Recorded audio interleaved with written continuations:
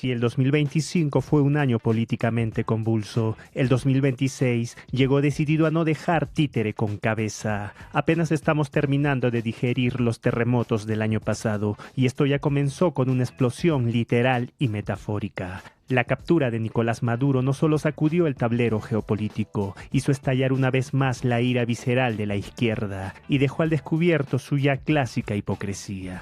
De pronto, como por arte de magia, la izquierda descubrió que existe algo llamado derecho internacional, un hallazgo fascinante, si no fuera porque ese concepto estuvo misteriosamente desaparecido durante años de elecciones fraudulentas en Venezuela, represión sistemática, presos políticos, exilio forzado y violaciones flagrantes a los derechos humanos. En ese entonces, el derecho internacional parecía irrelevante, incómodo, prescindible. Se lo pasaron sin ningún pudor por el arco del triunfo. Pero no nos sorprendamos, la coherencia nunca fue una virtud de la izquierda hipócrita. Su brújula moral se mueve siempre por conveniencias. El patrón es siempre el mismo. Cuando el poder correcto, entre comillas digo correcto, atropella derechos, miran hacia otro lado. Cuando el poder, entre comillas, incorrecto actúa, gritan escándalo moral. Ahí está El Salvador de Bukele, cuando aplastó al crimen y curiosamente la izquierda recién recordó los derechos humanos, aunque solo fueran de los criminales. Antes de esto las víctimas no existían. Y en el caso de Argentina, la inflación fue un mito tolerable hasta que Milei empezó a bajarla. Entonces, mágicamente se volvió un problema urgente y ahora, en Venezuela, el derecho internacional resucita justo cuando capturan a Maduro. Como bien dijo alguien, esto ya no es solo hipocresía, es complicidad. El socialismo no solo tiene doble estándar, sino que también doble moral. Veamos cómo empezó este año. El 3 de enero de este 2026, Estados Unidos lanzó lo que algunos llaman una operación militar sorpresa en Venezuela. Y ¡pum!, capturaron al mismísimo Nicolás Maduro y a su señora, Cilia Flores, y se los llevaron a Nueva York como quien recoge un paquete de Amazon. Sí, señores, el hombre que mantuvo al país en una crisis permanente, acusado de narcotráfico y corrupción, ahora está en los tribunales estadounidenses, y eso para muchos es un sueño hecho realidad, excepto para la izquierda internacional, que inmediatamente empezó con su nueva obra teatral. Secuestro, violación del derecho internacional, exclamaron. Estados Unidos bombardeó Caracas, secuestró a Nicolás Maduro y a la primera dama Cilia Flores y los va a juzgar en Nueva York. Nos preguntamos con qué legitimidad se va a hacer, pero es que pueden dar por muerta la legitimidad también, junto con los intentos de darle un halo de legitimidad a toda violación del derecho internacional que se comete. Los cargos específicos que le presentaron al presidente de Venezuela son conspiración narcoterrorista, conspiración para exportar cocaína, posesión de ametralladoras y dispositivos destructivos y conspiración para poseer ametralladoras y dispositivos destructivos contra Estados Unidos. No sabemos qué pruebas exactamente tienen de todo ello. Por el momento no enseñaron ni una y déjenme dudar de que las vayan a conseguir ni de que se vaya a celebrar un juicio justo, desconfiada que es una. Porque el derecho internacional se acabó. La diplomacia también. La única diplomacia que parece quedar sobre la mesa es la de las armas nucleares.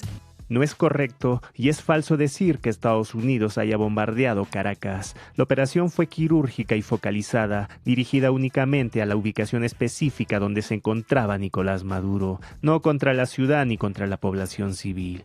Tampoco es cierto decir que Maduro ha sido secuestrado por Estados Unidos. Ha sido detenido en el marco de múltiples cargos graves, tras un largo historial de violaciones a los derechos humanos, corrupción y narcotráfico. Finalmente, es incorrecto referirse a Cilia Flores como primera dama, ya que Maduro usurpó el poder mediante un fraude electoral descarado, y lo que convierte a su régimen en ilegítimo desde su origen.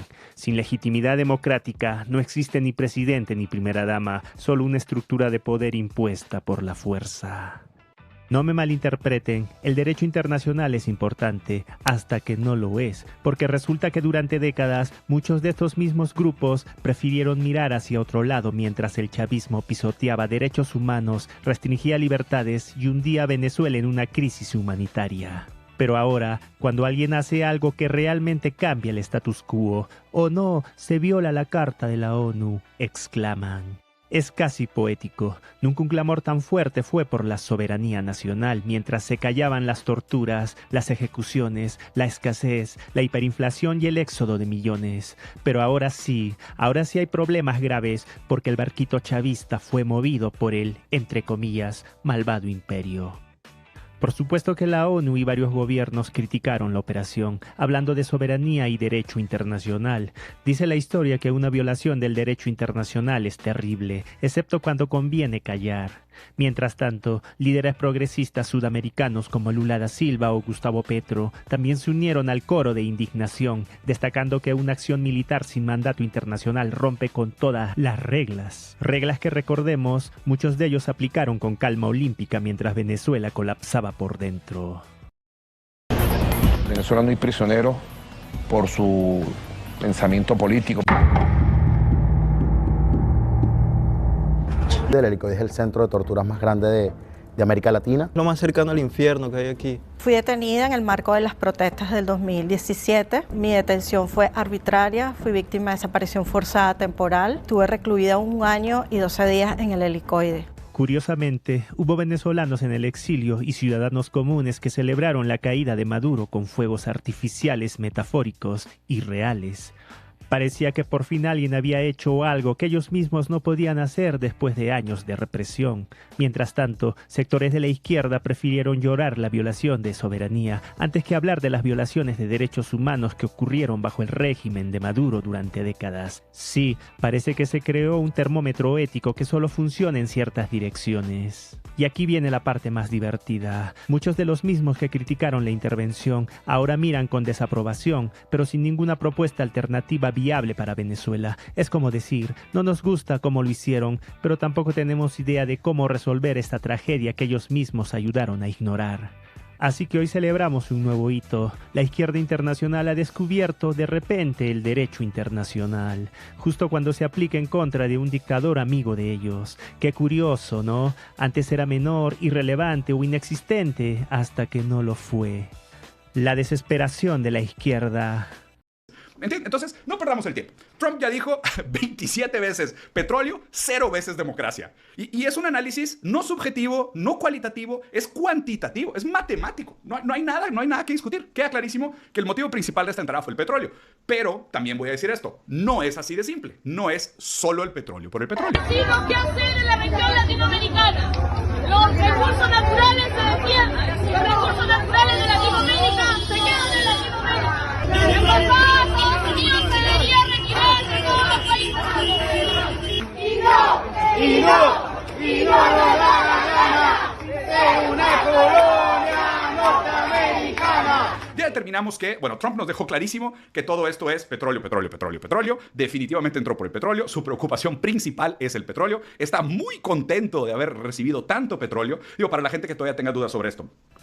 Afirmar que Trump interviene Venezuela únicamente por el petróleo es un reduccionismo cargado de falacias.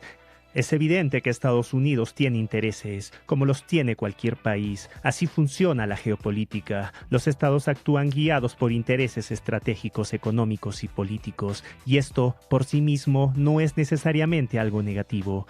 El problema es que cierta izquierda simplifica deliberadamente esta realidad y la reduce a un relato infantil de imperialismo estadounidense, cuyo supuesto único objetivo sería apropiarse de las riquezas venezolanas. Este discurso ignora un hecho incómodo. Esas riquezas, en manos de la tiranía chavista, jamás beneficiaron al pueblo venezolano. Todo lo contrario, sirvieron para consolidar un régimen autoritario, corrupto y represivo.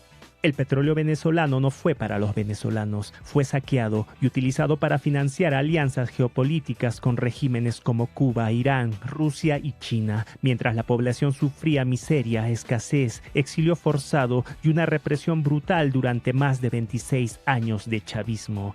Entonces, cabe preguntarse con honestidad, ¿de qué petróleo hablan? Si Venezuela, pese a tener una de las mayores reservas del mundo, se empobreció, se desindustrializó y fue sometida a un aparato represivo sistemático. Ha quedado ampliamente demostrado que los intereses políticos de la tiranía chavista y de sus países cómplices no solo no beneficiaron al pueblo venezolano, sino que lo condenaron al colapso económico y a la pérdida de libertades fundamentales. Frente a este panorama, resulta mucho más razonable y menos irrisorio considerar que los intereses de Estados Unidos pueden coincidir en mayor medida con los del pueblo venezolano que los intereses de una dictadura sostenida por alianzas autoritarias. El tiempo se encargará de confirmar quién actuó en favor de la libertad y la reconstrucción, y quién utilizó el discurso antiimperialista como coartada para justificar la opresión y el saqueo. En todo caso, estas son las opiniones de muchos venezolanos. A los venezolanos no nos importa nuestro propio petróleo y te voy a explicar por qué. No nos importa porque esto y esto estaba pasando en el país con más reservas de petróleo del mundo. Y esas fotos son 2 o 3 años antes de las famosísimas sanciones. De hecho, Venezuela ya estaba sumida en la pobreza desde hacía más de una década. A mi generación no le importa lo que pase con el petróleo porque nosotros nunca vimos un beneficio de ese petróleo. De hecho, se estima que desde el 98 al 2020 ingresaron 300.000 millones de dólares por venta de petróleo. Eso equivale al PBI de Bolivia, Paraguay, Uruguay y Ecuador juntos. ¿Dónde está esa plata? Porque yo no la vi. Los venezolanos sabemos muy bien cuáles son las cosas que están en juego y sabemos cuáles son los intereses de Estados Unidos. No es como que en Venezuela se viva en una cueva. O sea, no hay agua, no hay luz, no hay gas. Es como una cueva, pero no vivimos en una cueva. Pero ya que estamos hablando de intereses, ¿por qué no hablamos de los otros interesados? China es quien ha comprado hasta el 80% del petróleo en Venezuela con negocios fraudulentos y sospechosos. Tú no puedes vender un país que ya estaba vendido. La soberanía está aquí en esta habitación con nosotros porque no la encuentro. Sí, puede ser que recuperemos la producción de petróleo y seamos un país rico. Pero ¿saben que no se va a recuperar? La cantidad de vidas que quitó el chavismo. ¿Qué? ¿No te sorprende? La posición de México frente a cualquier forma de intervención es firme, clara e histórica. A raíz de los hechos recientes en Venezuela, donde el gobierno de Estados Unidos llevó a cabo una intervención directa que derivó en la captura del presidente Nicolás Maduro y su esposa, así como en la pérdida de vidas humanas, México reafirma un principio que no es nuevo y que no admite ambigüedades. Rechazamos de manera categórica la intervención en los asuntos internos de otros países. La historia de América Latina es clara y contundente.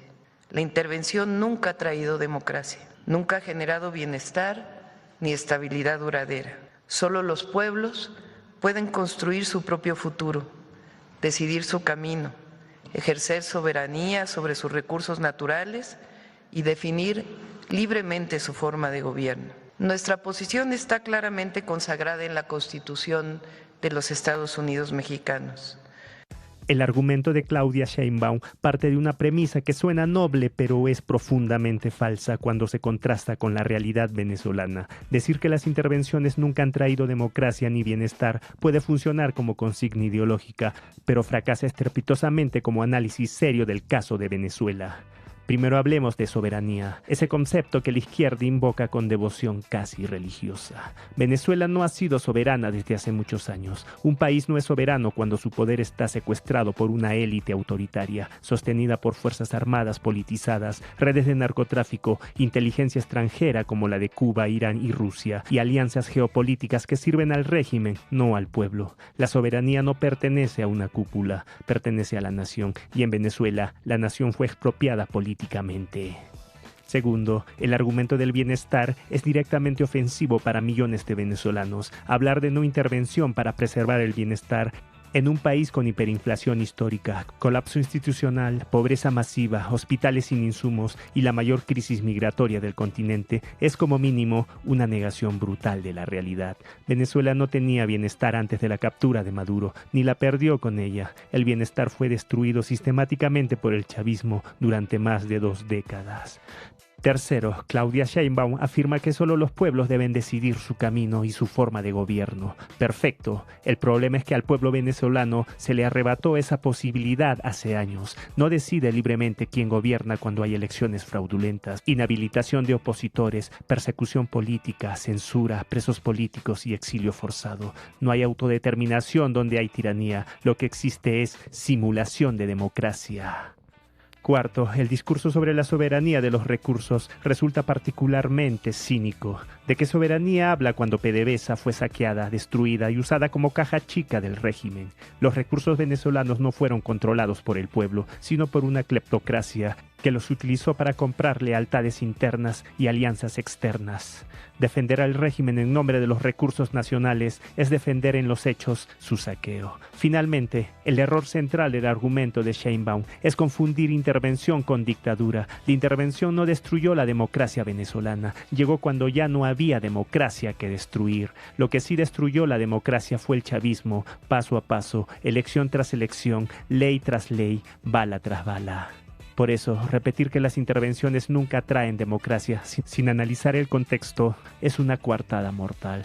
En el caso de Venezuela, nos interrumpió la soberanía popular, se enfrentó a quienes la habían secuestrado. En suma, la defensa de Maduro en nombre de la soberanía y de la autodeterminación no es pacifismo ni principios, es tolerancia activa frente a la tiranía. Y eso, una vez más, no es neutralidad, es complicidad.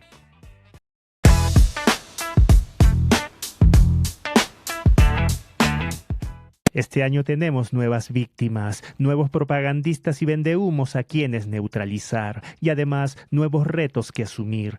He vuelto después de unas cortas vacaciones y encontré todo el río revuelto, pero con mucha esperanza. Así que estemos listos porque 2026 será un año muy interesante.